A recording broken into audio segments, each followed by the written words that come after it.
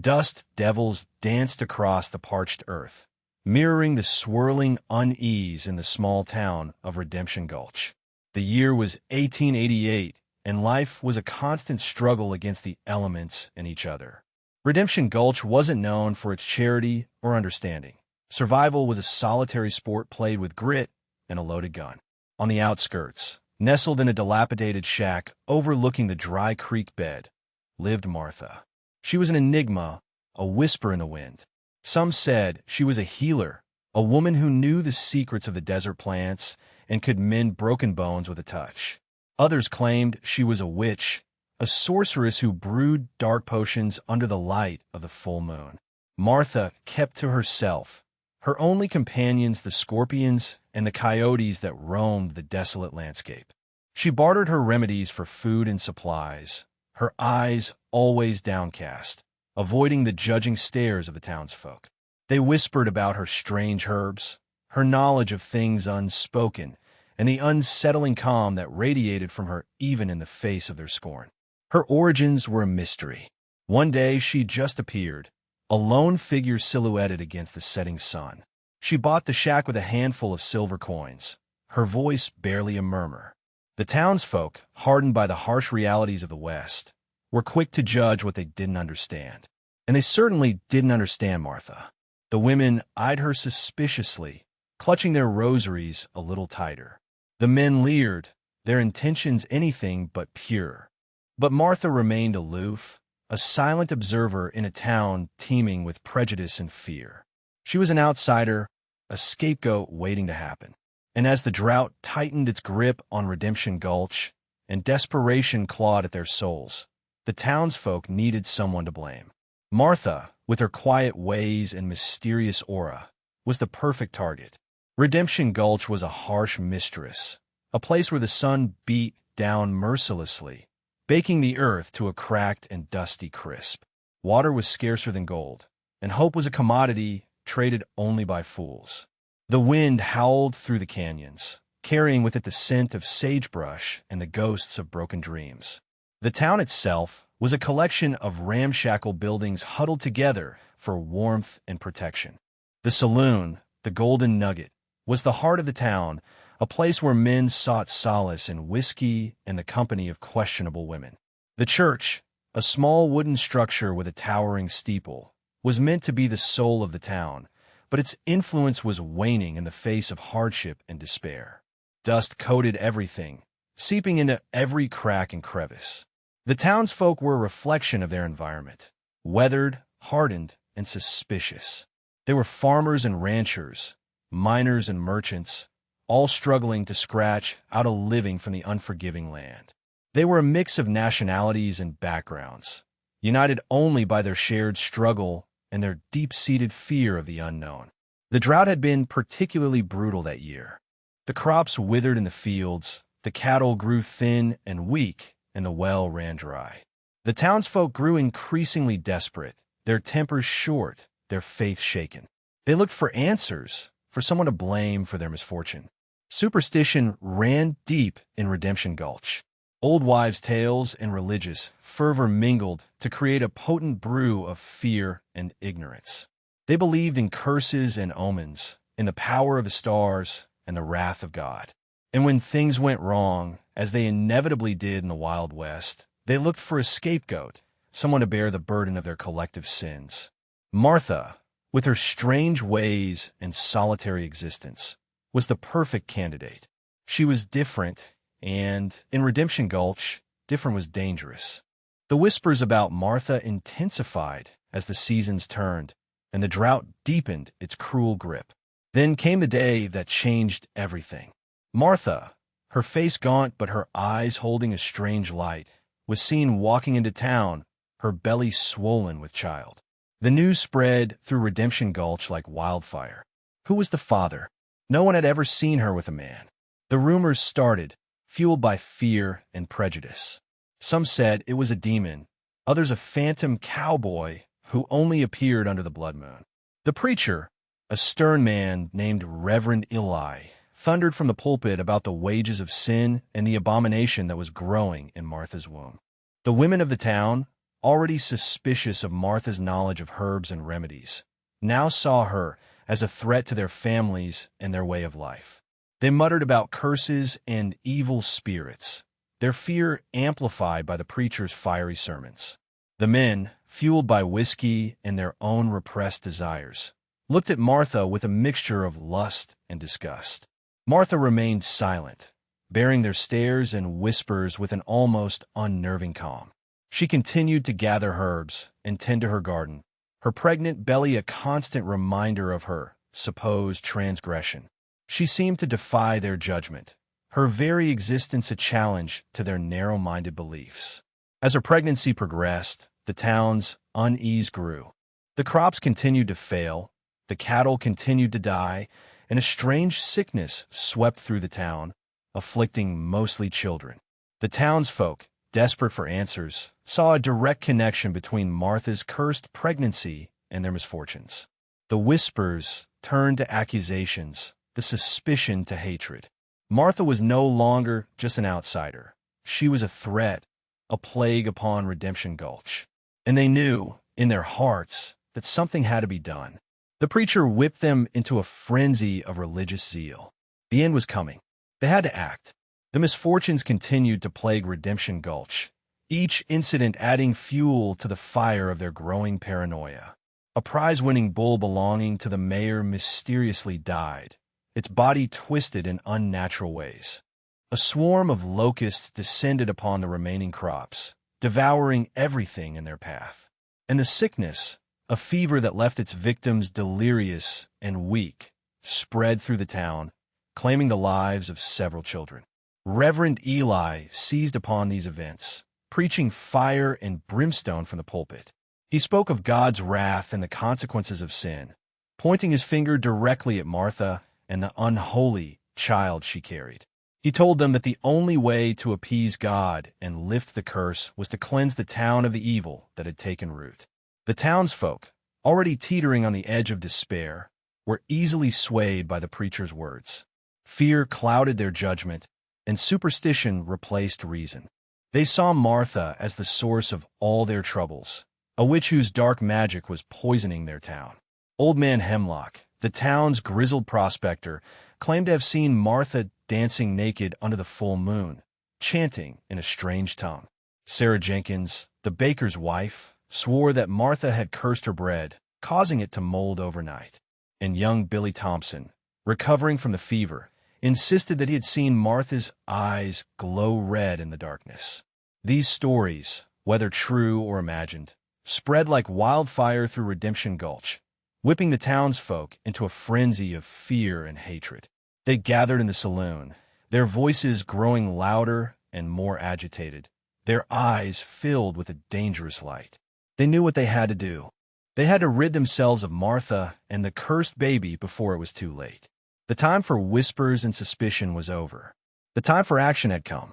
The stage was set for a terrible act of violence, fueled by ignorance, fear, and blind faith. The night was dark and moonless, the only light coming from the flickering lanterns held by the angry mob as they marched towards Martha's shack. Reverend Eli led the way, his face contorted with righteous fury, a Bible clutched tightly in his hand. Behind him walked the townsfolk, their faces grim, their hearts hardened by fear and superstition. They carried torches, pitchforks, and guns, their intent clear. They were there to rid Redemption Gulch of the evil that plagued it, to cleanse the town of the witch and her unholy child.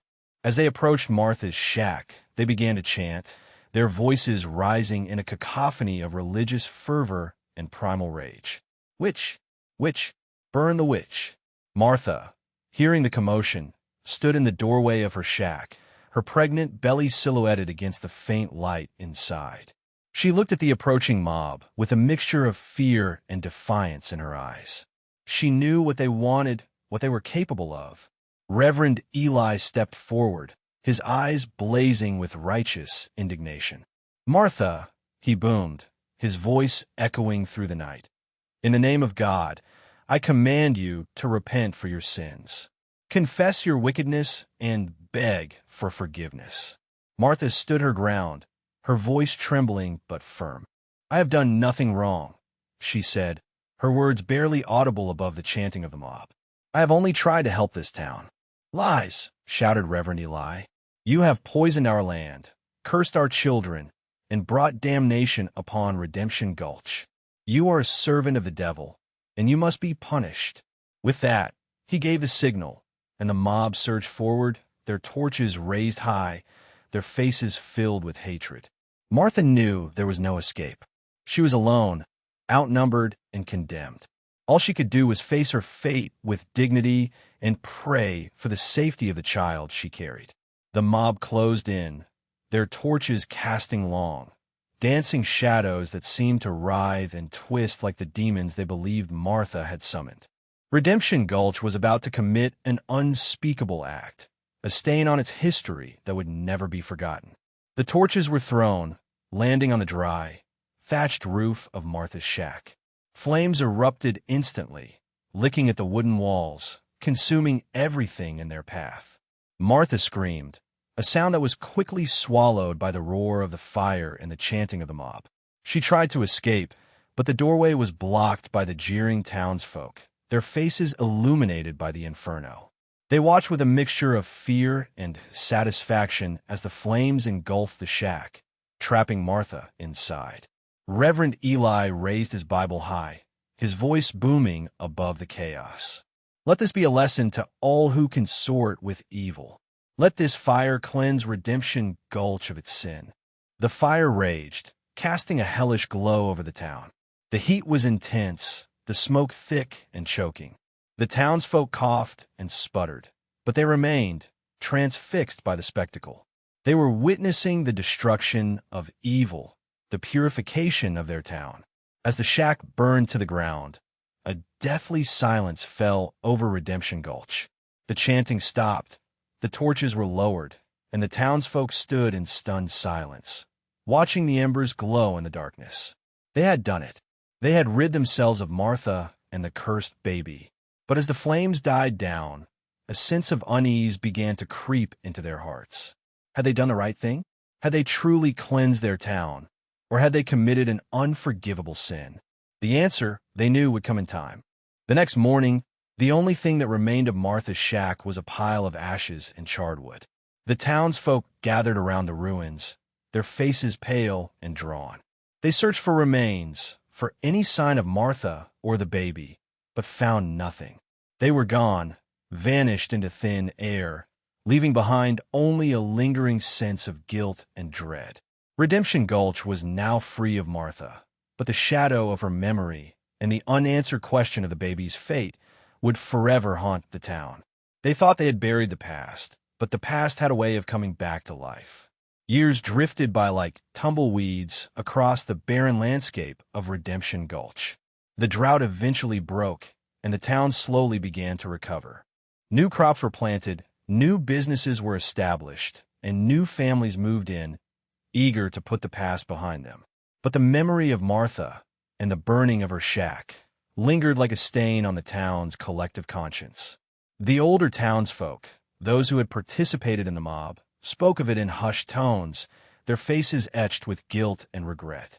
The younger generation, those who had only heard the stories, were left with a sense of unease and a lingering question.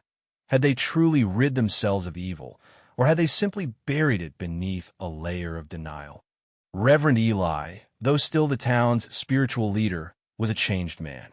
The fire seemed to have extinguished something within him, leaving him a hollow shell of his former self. He rarely preached about sin and damnation anymore, focusing instead on forgiveness and redemption. But even his most heartfelt sermons couldn't erase the image of Martha's burning shack from his mind. The town tried to forget, to move on, but the past had a way of resurfacing in unexpected ways. A strange flower, unlike any they had ever seen before, began to grow on the site of Martha's shack. It was a beautiful flower with vibrant colors and a sweet, intoxicating scent, but also seemed to possess an unsettling energy, a reminder of the woman who had once lived there. And then there were the rumors. Whispers of a child, a boy with uncanny skills and a mysterious past, roaming the wilderness beyond Redemption Gulch. Some said he was the cursed baby, miraculously spared from the fire, raised by coyotes or desert spirits. Others dismissed it as mere superstition, the product of guilty consciences and overactive imaginations. But the rumors persisted, growing stronger with each passing year, until they became an undeniable presence in the town, a constant reminder that the past was not as buried as they had hoped. The seed of fear, planted years ago, was about to sprout once more. A lone rider appeared on the horizon, silhouetted against the setting sun. He rode a black stallion, its coat gleaming like polished obsidian. The rider was tall and lean, with eyes as sharp and piercing as a hawk's. He wore a worn leather duster, a wide-brimmed hat pulled low over his forehead, and a pair of Colt Peacemakers strapped to his hips. As he rode closer, the townsfolk of Redemption Gulch began to stir. There was something about this stranger that made them uneasy, a sense of familiarity mixed with a primal fear. He moved with a quiet confidence, his gaze sweeping over the town as if he were taking its measure. He stopped in front of the Golden Nugget Saloon, dismounted his horse, and tied it to the hitching post. He walked through the swinging doors, his spurs jingling softly on the wooden floor. The saloon fell silent as all eyes turned to him. He surveyed the room, his gaze lingering on each face before settling on the bartender, a burly man with a handlebar mustache. "Whiskey," he said, his voice low and gravelly. The bartender poured him a shot, his hand trembling slightly. The stranger took a sip, his eyes never leaving the bartender's face. "I'm looking for information," he said, "about a woman named Martha." A collective gasp rippled through the saloon. The name hung in the air like a ghost, a reminder of the town's dark past. The bartender paled, his eyes darting nervously around the room. "I don't know what you're talking about," he stammered. The stranger smiled, a cold, unsettling smile that sent a chill down the bartender's spine. "Everyone in this town knows about Martha," he said, "and I know she had a child." He slammed his fist on the bar, the sound echoing through the silent saloon. "I want to know what happened to him." The cursed baby had returned, and Redemption Gulch would never be the same. The stranger, who introduced himself as Kane, spent the next few days quietly observing Redemption Gulch. He visited the site of Martha's burn shack, his gaze lingering on the strange flowers that grew there. He spoke to the older townsfolk, listening intently to their stories, piecing together the fragments of his mother's life and death. He learned about the drought, the sickness, and the preacher's fiery sermons. He learned about the fear and superstition that had gripped the town, leading them to commit such a terrible act. And he learned about the rumors, the whispers that had followed him since he was a child, the whispers that called him the cursed baby. He also began to subtly help the townspeople. When a child fell ill with a fever, Kane brewed a tea from herbs he had gathered in the wilderness, and the child recovered quickly. When a farmer's crops were threatened by insects, Kane used his knowledge of natural remedies to protect them. His actions sparked a mixture of gratitude and suspicion among the townsfolk. Some saw him as a savior, a healer who had come to redeem their town. Others saw him as a threat, a reminder of their past sins, a harbinger of more trouble to come. Reverend Eli watched Kane with growing unease. He recognized the boy's eyes, the same piercing gaze that Martha had possessed. He knew that Kane was the cursed baby, miraculously spared from the fire, and he feared that he had returned to seek revenge. One evening, Kane confronted Reverend Eli outside the church. "I know what you did," Kane said, his voice low and dangerous. "You led the mob that burned my mother alive." Reverend Eli trembled, his face pale and drawn. "I did what I thought was right," he stammered. "I was trying to protect this town from evil." "Evil?" Kane scoffed. "My mother was not evil. She was a healer, a woman who only wanted to help. You twisted her kindness into something wicked, and you used fear to turn this town against her." Kane's quest had only begun. News of Kane's confrontation with Reverend Eli spread quickly through Redemption Gulch, further dividing the town. Those who had benefited from Kane's healing and knowledge defended him, arguing that he was a force for good. Others, still clinging to their old beliefs and fears, saw him as a devil in disguise, a vengeful spirit come to punish them for their sins. Sarah Jenkins, the baker's wife, was among Cain's most ardent supporters. She had been one of the first to accuse Martha of witchcraft, but now, after witnessing Cain's kindness and skill, she felt a deep sense of remorse. She publicly apologized for her past actions, urging others to give Cain a chance. Old Man Hemlock, however, remained steadfast in his belief that Cain was evil. He claimed to have seen Cain communing with spirits in the wilderness, performing dark rituals under the light of the full moon. He warned the townspeople that Cain was lulling them into a false sense of security, preparing to unleash his wrath upon them. Reverend Eli, desperate to regain control of the town, seized upon Hemlock's claims, using them to fan the flames of fear and suspicion. He preached from the pulpit about the dangers of temptation and the importance of staying true to God's word. He painted Cain as a false prophet, a deceiver who was leading the town astray. The tension in Redemption Gulch grew thicker with each passing day. The town was on the verge of tearing itself apart, divided between those who believed in Cain and those who feared him. A showdown was inevitable, a final reckoning that would determine the fate of Redemption Gulch. Cain knew that he had to find a way to unite the town, to expose the lies that had poisoned their minds and hearts. But time was running out. Reverend Eli was gaining momentum, and the forces of fear and superstition were gathering once more. Cain had to act quickly before it was too late. He had to prove that he was not a curse, but a chance for redemption. The weight of his mother's memory and the future of Redemption Gulch rested on his shoulders. Cain knew he had to find concrete evidence to disprove the town's long-held beliefs about his mother and the events that led to her death. He began to meticulously research the town's records, searching for clues that might exonerate Martha.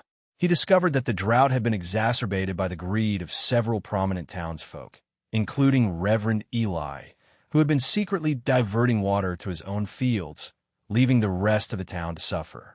He also found evidence that the sickness that had plagued the town was not caused by witchcraft, but by contaminated water from a nearby mine. Armed with this information, Cain confronted the townspeople in the center of Redemption Gulch. He presented his evidence, exposing the lies and deceptions that had fueled their fear and hatred. He showed them the documents that proved Reverend Eli's greed and the scientific reports that explained the cause of the sickness. The townspeople listened in stunned silence, their faces etched with disbelief and shame. They had been so blinded by fear and superstition that they had failed to see the truth. They had condemned an innocent woman based on lies and rumors, and they had allowed their town to be controlled by a corrupt and power-hungry preacher. Reverend Eli, realizing that his lies had been exposed, tried to deny the evidence, but his words rang hollow in the face of Cain's irrefutable proof. The townspeople turned against him, their anger and disappointment palpable. "You lied to us," shouted Sarah Jenkins, her voice filled with righteous indignation. "You used our fear to control us. You are a disgrace to God," cried Old Man Hemlock, his eyes filled with fury. "You have betrayed our trust." The townspeople turned on Reverend Eli, their anger threatening to erupt into violence. Cain stepped forward, intervening before things could escalate. "Violence will not solve anything," he said, his voice calm but firm. "We must find a way to heal this town, to rebuild what has been broken." He then looked back to the town. "Do not repeat the sins of your fathers." Reverend Eli, stripped of his authority and exposed as a fraud, retreated to the church, his eyes filled with a mixture of shame and resentment. He barricaded himself inside, refusing to speak to anyone. The townspeople, unsure of what to do next, gathered outside the church, their faces etched with confusion and uncertainty. They had spent so many years blindly following Reverend Eli's lead, and now they were lost without his guidance. Cain approached the church, his steps slow and deliberate. He could feel the tension in the air, the weight of the town's collective guilt and remorse. He knew that he had to find a way to help them move forward, to heal the wounds of the past. He knocked on the church door, his voice calm and respectful. "Reverend Eli," he said, "I know you're hurting. But you can't hide from your mistakes. You need to face what you've done and ask for forgiveness. Reverend Eli remained silent. Cain sighed. I'm not here to condemn you, he said. I'm here to offer you a chance for redemption, just like I'm offering this town a chance. Suddenly, the church door burst open, and Reverend Eli emerged, his face contorted with rage. He was armed with a shotgun, his eyes blazing with fury. You will not mock me, he screamed, his voice filled with hatred. You are the devil, come to torment me. He raised the shotgun, aiming it directly at Cain. The townspeople gasped, their faces filled with terror. Cain stood his ground, his eyes fixed on Reverend Eli's. He knew that this was it, the final showdown. The fate of Redemption Gulch hung in the balance. With a heavy heart, he knew what he had to do. He reached for his gun. The air crackled with tension as Cain and Reverend Eli faced each other, the fate of Redemption Gulch hanging in the balance. The townspeople, frozen in fear, watched as the two men prepared for their final showdown. Reverend Eli, his face contorted with rage, fired the first shot. The shotgun blast echoed through the town, sending splinters of wood flying from the church door. Cain ducked, narrowly avoiding the shot, and drew his own gun. He fired back, his bullet striking the shotgun from Reverend Eli's hands. The preacher stumbled backward, his eyes wide with shock. He had underestimated Cain's skill, his determination. The townspeople, realizing that the situation was spiraling out of control, began to panic. Some screamed, others ran for cover. Sarah Jenkins, however, stepped forward, her voice ringing out above the chaos. Stop, she cried. This has to end. Reverend Eli, still defiant, reached for a hidden knife in his boot. He lunged at Cain, his eyes filled with murderous intent. Cain sidestepped the attack, disarming the preacher with a swift kick to the wrist. The knife clattered to the ground. Reverend Eli, defeated and humiliated, collapsed to his knees, sobbing uncontrollably. I'm sorry, he wept. I'm so sorry. Cain stood over him, his gun still drawn, his face etched with a mixture of anger and pity. He could have killed Reverend Eli, ended his reign of terror once and for all. But he knew that violence was not the answer. He lowered his gun, holstering it with a sigh. It's over, Reverend, he said, his voice weary. The time for hatred and violence is done. It is time to heal. It is time to look inside ourselves. He extended his hand to the preacher. Redemption is available to all, even you. The townspeople watched in stunned silence as Reverend Eli, his spirit broken, reached out and took Cain's hand. The showdown was over. The battle for Redemption Gulch had been won. The town was free at last to begin the long and difficult process of healing. The first step was forgiveness. The second, acceptance. The third, building a future together. With Reverend Eli subdued and the truth revealed, the townspeople of Redemption Gulch began the arduous task of rebuilding their lives and their community. They started by dismantling the church, brick by brick, a symbol of the lies and deceit that had poisoned their town for so long. Sarah Jenkins, filled with remorse for her past actions, took on the responsibility of caring for Reverend Eli. She visited him every day, reading to him from the Bible and offering him words of comfort and forgiveness. Slowly, Reverend Eli began to heal, his heart softening, his spirit renewed. Old Man Hemlock, humbled by his misjudgment of Cain, used his knowledge of the land to help the townspeople find new sources of water and cultivate more sustainable farming practices. He became a respected elder in the community, a voice of reason and wisdom. Cain, having cleared his mother's name and brought peace to Redemption Gulch, prepared to leave. He had accomplished what he set out to do, and he felt a sense of closure, a sense of finally being able to put the past behind him. But as he prepared to ride out of town, the townspeople gathered to bid him farewell. They thanked him for his courage, his compassion, and his unwavering commitment to justice. They urged him to stay, to become a part of their community, to help them build a better future. Cain hesitated, torn between his desire to move on and his sense of responsibility to the town that had once condemned his mother. He looked at the faces of the townspeople, their eyes filled with hope and gratitude. He saw a town transformed, a community ready to embrace a new beginning. He made a decision. He would stay. He would help them rebuild Redemption Gulch, not as a vengeful spirit, but as a healer, a teacher, and a friend. He would honor his mother's memory by dedicating his life to serving others, to spreading kindness and compassion wherever he went. Redemption Gulch, once a place of fear and superstition, would become a beacon of hope, a testament to the power of forgiveness and the enduring strength of the human spirit. The cursed baby had broken a curse. Cain, now a respected figure in Redemption Gulch, began to work alongside the townspeople to create lasting change. He shared his knowledge of herbs and healing, teaching them how to care for themselves and their families. He helped them develop sustainable farming practices, ensuring that they would never again be at the mercy of drought and famine.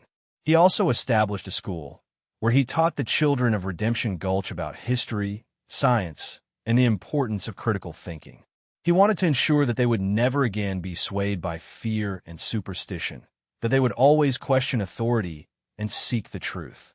The townspeople, inspired by Cain's example, embraced education and self-improvement. They built a new church, not as a symbol of religious dogma, but as a community center, a place where people of all faiths. They also erected a memorial to Martha, a beautiful statue of a woman holding a child, her face radiating kindness and compassion. The statue stood in the center of town, a reminder of the injustice that had been committed and a testament to the power of forgiveness and redemption. Years passed, and Redemption Gulch flourished. It became a model community, a beacon of hope in the harsh and unforgiving West. People came from far and wide to learn from the townspeople, to witness their transformation, and to experience the spirit of unity and compassion that permeated every aspect of their lives. Cain, known as the healer and the teacher, lived a long and fulfilling life, surrounded by the love and respect of the townspeople he had saved. He never forgot his mother, and he dedicated his life to honoring her memory. And though he carried the burden of his past, he found peace and happiness in the knowledge that he had made a difference, that he had helped to create a better world.